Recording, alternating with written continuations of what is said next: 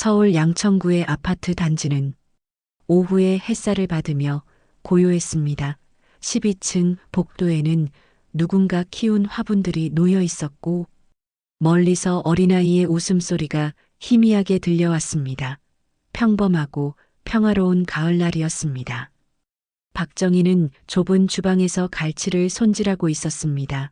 72의 나이에도 그녀의 손놀림은 익숙했습니다. 칼끝이 비늘을 훑고 지나갈 때마다 은빛 조각들이 싱크대에 흩날렸습니다. 그녀는 작은 목소리로 중얼거렸습니다. 우리 은지 좋아하는 갈치조리. 엄마가 하는 게 제일 맛있지.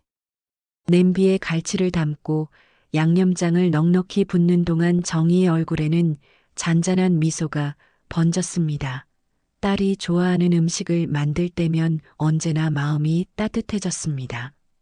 무 몇 조각을 얹고 뚜껑을 덮었습니다. 가스불이 파랗게 타올랐습니다. 조림이 끓는 동안 정희는 핸드폰을 들었습니다.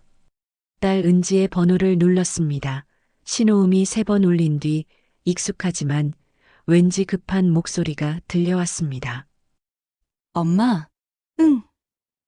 은지야, 오늘 반찬 좀 가져갈게. 갈치조림 만들었어? 엄마 고마워요. 근데 오늘은 죄송하지만 그냥 문 앞에 두고 가세요. 제가 지금 회사 서류 때문에 너무 바빠서요. 전화기 너머로 키보드를 두드리는 소리가 연속해서 들렸습니다. 정희는 잠시 말을 멈추었습니다. 그래. 알았어. 바쁘겠지 뭐. 그럼 문 앞에 잘 놓아둘. 네, 엄마 나중에 연락드릴게요. 끊을게요. 통화가 뚝 끊어졌습니다.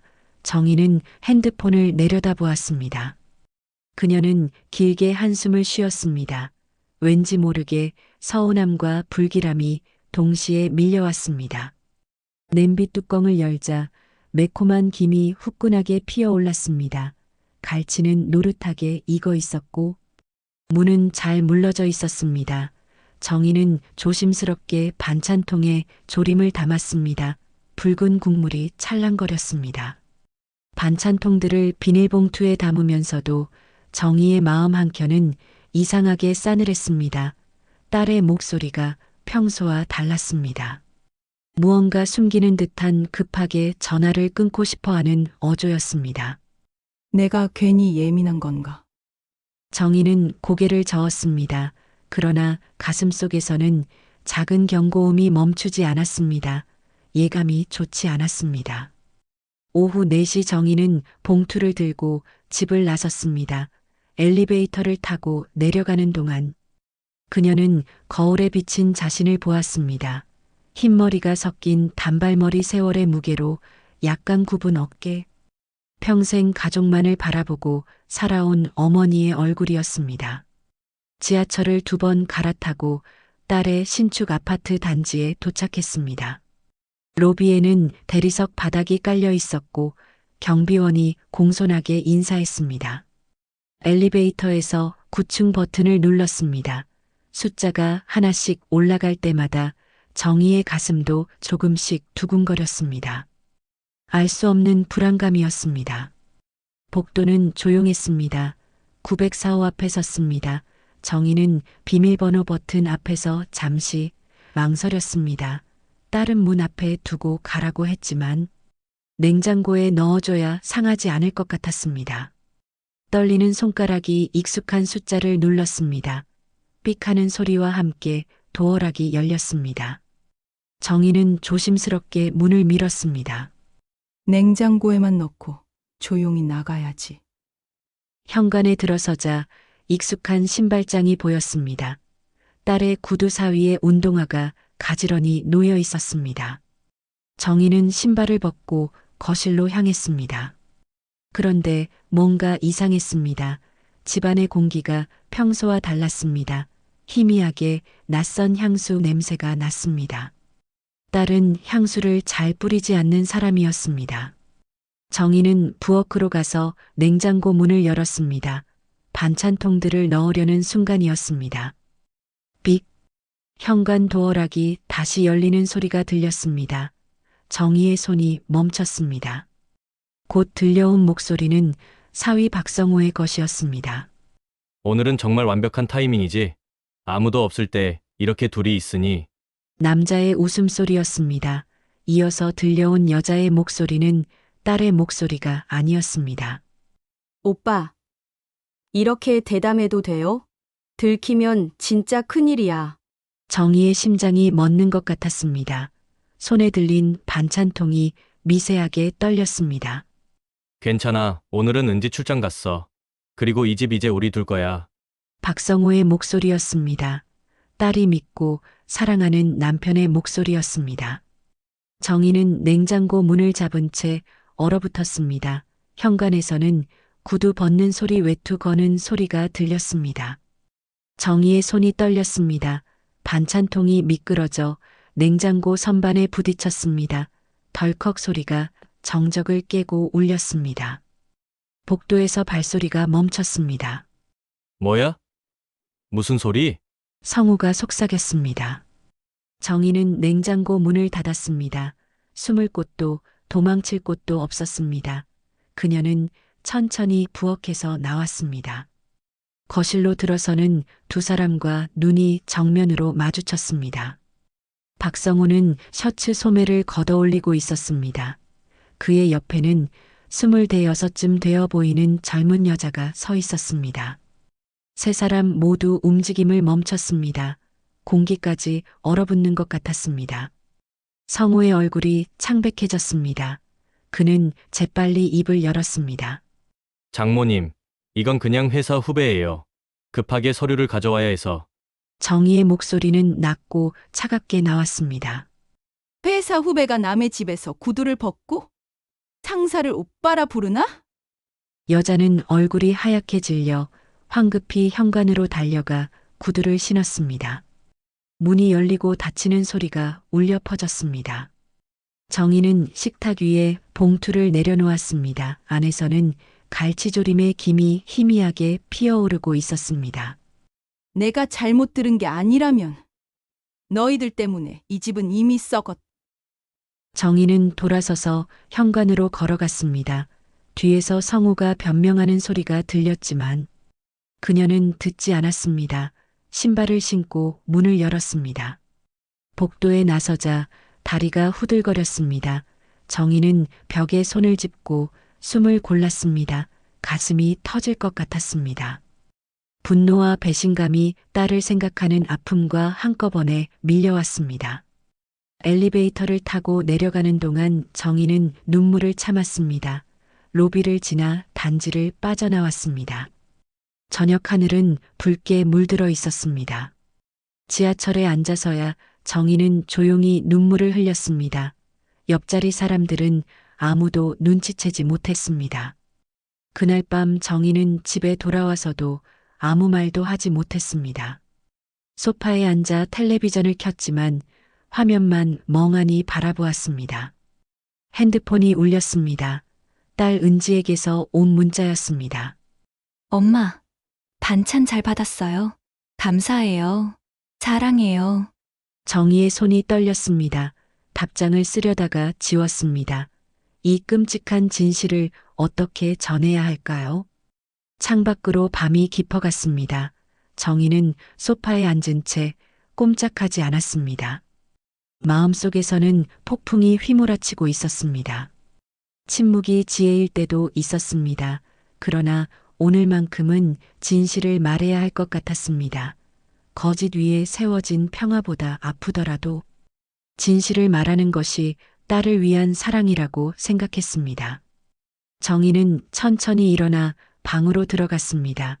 서랍을 열고 오래된 수첩을 꺼냈습니다. 거기에는 딸이 어릴 적 썼던 편지가 끼워져 있었습니다. 엄마, 나는 커서 엄마처럼 강한 사람이 되고 싶어요. 정희는 편지를 쓰다듬었습니다. 그리고 조용히 중얼거렸습니다. 그래. 인지야. 이제 엄마가 너한테 보여줄게. 진짜 강한 게 뭔지. 주말 오후 정희는 딸의 아파트 앞에 다시 섰습니다. 손에는 과일 바구니가 들려 있었습니다. 가방 안에는 밤새 고심하며 쓴 편지가 접혀 있었습니다. 도어락 비밀번호를 누르려다가 손을 멈췄습니다. 초인종을 눌렀습니다. 이번에는 제대로 된 방문이어야 했습니다. 문이 열렸습니다. 은지가 앞치마를 두르고 환하게 웃으며 맞았습니다. 엄마, 오셨어요. 왔어? 정희는 딸을 힘껏 안았습니다. 은지가 이상하다는 듯 물었습니다. 엄마, 왜 그래요? 그냥 보고 싶었어. 거실로 들어서자 성우가 소파에서 급하게 일어났습니다. 그는 어색하고 경직된 미소를 지었습니다. 그의 얼굴에는 미세한 공포가 서려 있었습니다. 장모님, 어서 오세요. 그래. 정희의 목소리는 차가웠습니다. 은지는 눈치채지 못했지만 성우는 알아챘습니다. 그의 얼굴이 굳었습니다. 엄마, 앉아 계세요. 제가 차 가져올게요. 은지가 부엌으로 들어갔습니다. 거실에는 정희와 성우 단둘만 남았습니다. 숨막히는 침묵이 흘렀습니다. 성우가 작은 목소리로 속삭였습니다. 장모님, 오늘은 제발 아무 말씀도 하지 말아주세요. 조용히 해라. 정희가 단호하게 끊어 말했습니다. 은지 앞에서는 너도. 지금은 아무 말도 하지 마. 성우는 고개를 떨구었습니다. 은지가 차를 들고 나왔습니다. 식탁에는 갈비찜 잡채 나물 반찬들이 가득하게 차려져 있었습니다. 엄마, 오빠가 아침부터 장 보러 가서 준비했어요. 어때요? 그래, 고생했네. 정희는 음식을 바라보았습니다. 죄책감으로 만든 밥상처럼 보였습니다. 셋이 식탁에 앉았습니다. 수저를 들었지만 정희는 음식이 넘어가지 않았습니다. 엄마, 왜 안 드세요? 입맛 없으세요? 아니야. 먹는다. 정희는 억지로 밥을 한 숟가락 떠넣었습니다. 은지는 계속 웃으며 이야기했습니다. 엄마, 요즘 저희 정말 좋아요. 오빠가 회사 일도 잘 풀리고, 저도 승진 얘기가 나왔어요. 그래. 잘 됐네. 다 엄마 덕분이에요. 엄마가 응원해 주셔서. 은지의 순수한 웃는 얼굴을 보며 정희의 가슴이 먹먹하게 죄어왔습니다. 저 웃음이 곧 깨질 것을 그녀는 알고 있었습니다. 은지야. 정희가 수저를 내려놓았습니다. 엄마가 너한테 할 말이 있어. 아주 중요한 이야기야. 은지가 고개를 들었습니다.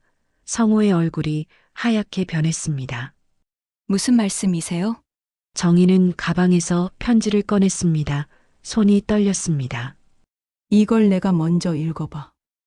은지가 편지를 받으려는 순간 성우가 벌떡 일어났습니다. 의자가 뒤로 넘어가며 쿵 소리를 냈습니다.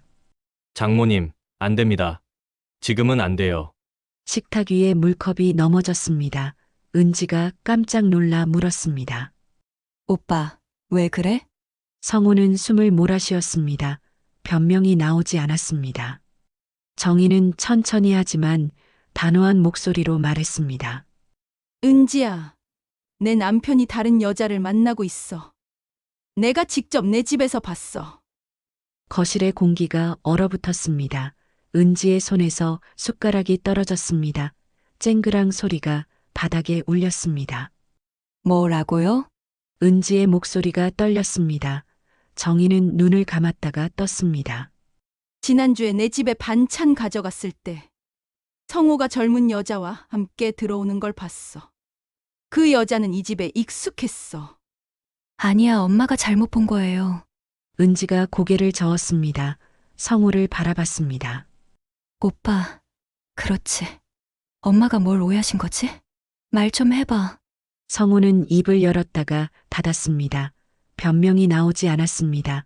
그는 고개를 떨구었습니다. 미안해, 은지야. 정말 미안해. 그 한마디로 은지의 세계는 완전히 무너졌습니다. 은지는 의자를 뒤로 밀며 일어섰습니다. 얼굴이 창백했습니다. 거짓말이지? 오빠, 거짓말이라고 해봐.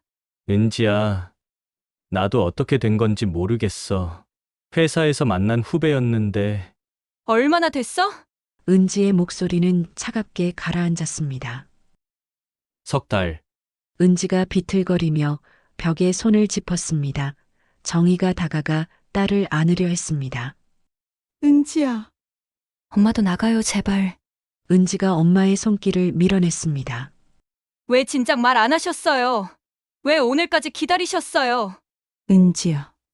엄마는 나 혼자 있고 싶어요. 지금 당장 다들 나가요. 은지는 방문으로 달려 들어가 문을 닫았습니다. 쿵 하는 소리가 집안에 울렸습니다. 정희는 굳게 닫힌 딸의 문을 바라보았습니다. 가슴이 찢어지는 듯 했습니다. 성우가 방문 앞에서 무릎을 꿇었습니다. 은지야, 문 좀 열어줘. 제발. 안에서는 아무 대답이 없었습니다. 정희는 가방을 들었습니다. 정희는 현관문을 열고 나갔습니다. 복도에 서자 다리에 힘이 풀렸습니다. 벽에 기대어 흐르는 눈물을 닦았습니다. 방 안에서 은지의 울음소리가 희미하게 새어나왔습니다. 정희는 주먹을 꽉 쥐었습니다. 내가 한 게 맞는 걸까? 엘리베이터를 기다리며 정희는 904호 문을 다시 돌아봤습니다. 문은 굳게 닫혀 있었습니다. 지하철을 타고 집으로 돌아온 정희는 소파에 앉았습니다. 핸드폰을 꺼내 은지에게 전화를 걸었습니다. 연결되지 않았습니다. 문자를 보냈습니다. 은지야. 엄마는 무조건 내 편이야. 언제든 전화해. 읽음 표시가 뜨지 않았습니다. 밤이 깊어갔습니다. 정희는 잠들 수 없었습니다. 천장을 바라보며 생각했습니다. 이제 우리 은지는 어떻게 되는 걸까? 다만 한 가지는 확실했습니다. 거짓의 껍데기는 깨졌고 이제부터 진짜 싸움이 시작될 것이라는 것. 정희는 눈을 감았습니다. 딸이 먼저 연락할 때까지 기다리기로 했습니다. 사흘이 지났습니다. 은지에게서 연락이 없었습니다. 네 번째 날 새벽 초인종이 울렸습니다. 정희는 문을 열었습니다. 은지가 서 있었습니다. 얼굴이 퉁퉁 부어 있었습니다. 손에는 작은 캐리어가 들려 있었습니다. 엄마, 은지의 목소리가 떨리자 정희는 아무 말 없이 딸을 안았습니다. 은지가 엄마 품에서 울음을 터뜨렸습니다. 엄마 나 어떡해. 괜찮아, 은지야. 다 괜찮아질 거야. 정희는 딸의 등을 쓰다듬었습니다. 거실 소파에 앉아 은지는 조용히 말했습니다. 성우한테 집 나오라고 했어요. 이혼하기로 했어요. 힘들었겠다. 엄마 말 듣고 사흘 동안 생각했어요. 계속 믿고 싶었는데 안 되더라고요. 한 번 깨진 믿음은 다시 붙일 수가 없더라고요. 정희는 딸의 손을 잡았습니다. 잘 결정했어. 아주 현명한 결정이야. 근데 엄마 미안해요. 엄마한테 화냈잖아요. 아니야. 엄마도 고민 많이 했어. 말해야 할지 말지. 말해줘서 고마워요. 엄마가 용기 내줘서 제가 지금 숨 쉴 수 있는 거예요. 은지는 엄마를 꼭 안았습니다. 이제부터가 시작이야. 천천히 가자. 엄마가 함께 걸어줄게. 일주일이 지났습니다. 은지는 엄마 집에서 지내며 안정을 찾았습니다. 엄마, 회사 그만둘까 봐요. 성우랑 같은 회사라 마주치기 싫어요. 은지가 밥을 먹다 말했습니다. 도망치지 마. 내가 왜 회사를 그만둬야 해? 잘못한 사람은 성호잖아. 그래도 은지야.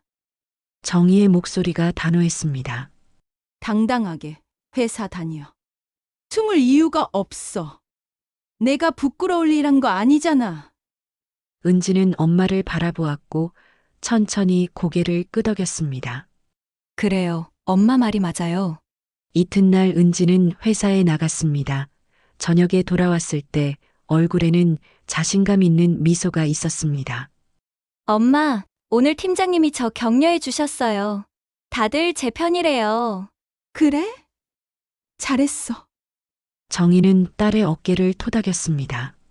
엄마, 덕분이에요. 한 달이 흘렀습니다. 은지는 이혼 절차를 진행했습니다. 모든 것이 조용히 정리되었습니다.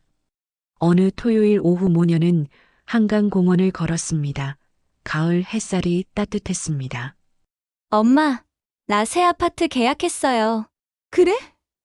어디에? 엄마 집 근처에 걸어서 10분 거리. 가까이 있고 싶어요. 그래? 너무 좋다. 두 사람은 벤치에 앉았습니다. 강물이 반짝였습니다. 엄마, 나 이제 괜찮아요. 진짜로 행복해요. 은지가 미소 지으며 말했습니다. 처음엔 세상이 무너지는 줄 알았어요.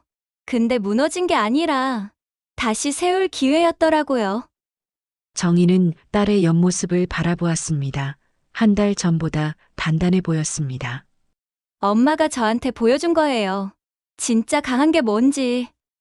난 그냥 내가 거짓 속에서 사는 게 싫었을 뿐이야. 알아요. 그게 저를 향한 가장 큰 사랑이었다는 거. 은지는 엄마 손을 꼭 잡았습니다. 이제 나도 엄마처럼 살 거예요. 거짓 없이 당당하게. 정희의 눈가에 눈물이 맺혔습니다. 넌 잘할 거야. 엄마도 이제 좀 쉬어요. 평생 우리 걱정만 하지 말고 엄마 인생도 좀 살아요. 두 사람은 웃었습니다. 오랜만에 편안한 웃음이었습니다. 해가 지고 있었습니다. 하늘이 주황빛으로 물들었습니다. 엄마, 배고파요. 갈치조림 어때요? 정희가 딸을 보고 웃었습니다. 그래. 집에 가서 뜨끈하게 해줄게. 두 사람은 일어나 걸었습니다. 나란히 걷는 모녀의 그림자가 길게 늘어졌습니다. 정희는 생각했습니다. 거짓을 깨는 건 아팠지만 진실 위에 선 지금이 더 든든했습니다. 정희는 딸의 어깨를 감쌌습니다. 새로운 시작이었습니다.